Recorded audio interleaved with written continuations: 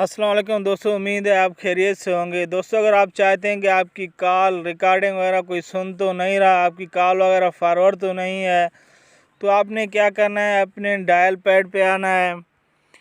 Dial pad पे आने के बाद सिंपल आपको एक कोड मिलाना है, *#21#, और इसे अपने सिम से ओके कर देना है।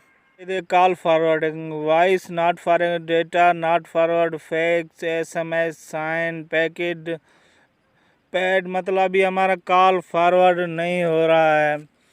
सिंपल हमें ओके करना है। अगर आपका इधर लिखा है कि आपका कॉल फॉरवर्ड हो रहा है तो उसे रिमूव हम कैसे करेंगे, उसके लिए भी दोबारा कोड डायल करना है, #002#।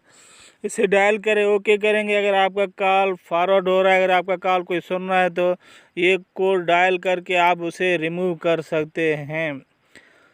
तो आपको कोई टेंशन नहीं होगी, आप जिससे चाहें मर्ज़ी से बात कर सकते हैं। Thanks for watching.